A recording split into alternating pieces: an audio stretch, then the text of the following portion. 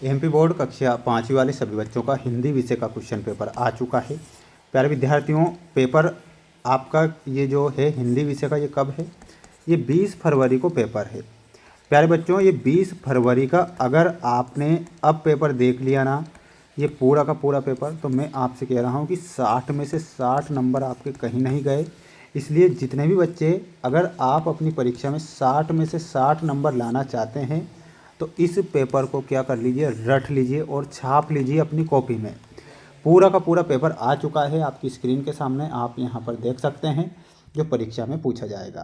प्यारे विद्यार्थियों, सबसे पहले मैं आपको कहना चाहूँगा, मेरी बात आप गौर से सुनें और ध्यान दें।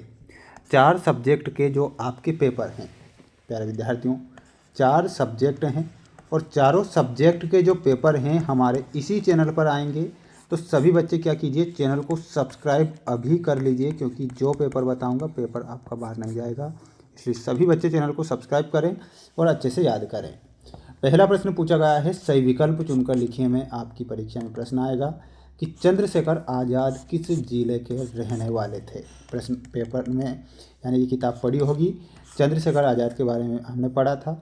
इसमें पूछा है कि वो कौन से जिले से थे। तो प्यारे विद्यार्थियों, देवास, अलीराजपुर, इंदौर या फिर उज्जैन। प्यारे विद्यार्थियों, चंद्रशेखर जो आज़ाद है अलीराजपुर ज़िले से थे।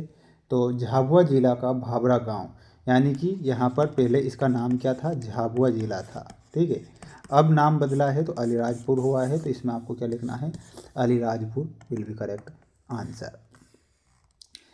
अगला प्रश्न आएगा परीक्षा में, आप ध्यान दें।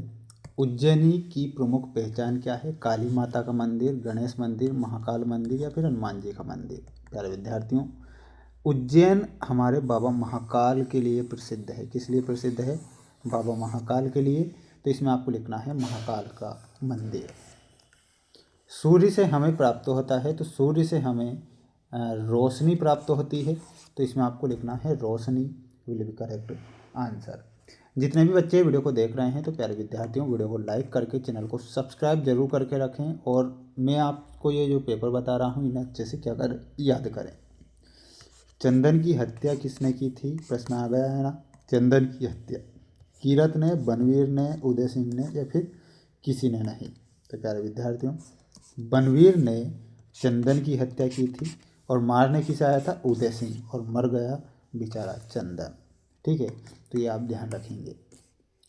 ऐसे शब्द जिनके अर्थ समान होते हैं वो कहलाते हैं, तो उन्हें क्या कहते हैं? पर्यायवाची शब्द कहते हैं। क्या कहते हैं? अर्थ समान है तो वो पर्यायवाची है ना, सॉरी एकार्थी, यानी कि एक ही अर्थ निकलता है तो उसे एकार्थी बोला जाता है।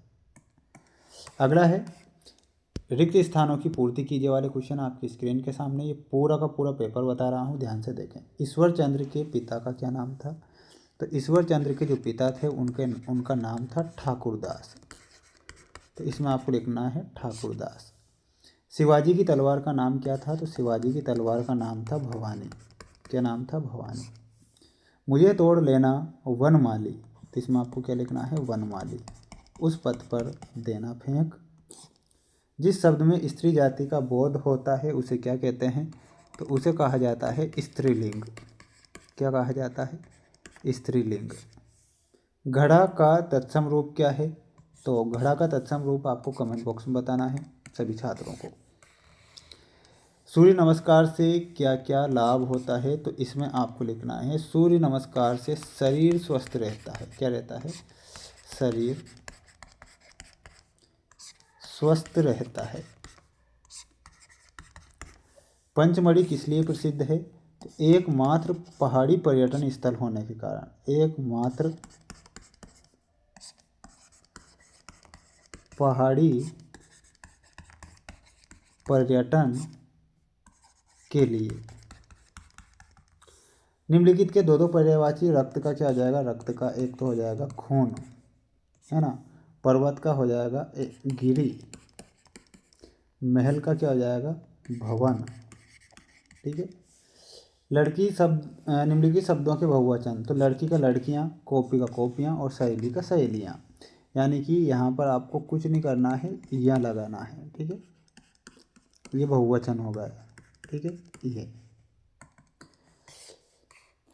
अगला है, वाक्यांशों के लिए एक एक शब्द, जिसका अधिक प्रभाव हो तो उसे क्या बोला जाता है, प्रभावशाली। तो इसमें आपको लिखना है प्रभावशाली।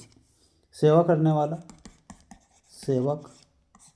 पूजा करने वाला, पुजारी। ठीक है, तो इस प्रकार आपको लिखना है और याद करना है। सभी बच्चे वीडियो को लाइक कर चैनल को सब्सक्राइब करके रखें, क्योंकि जो पेपर बता रहा हूँ पेपर परीक्षा में आएगा।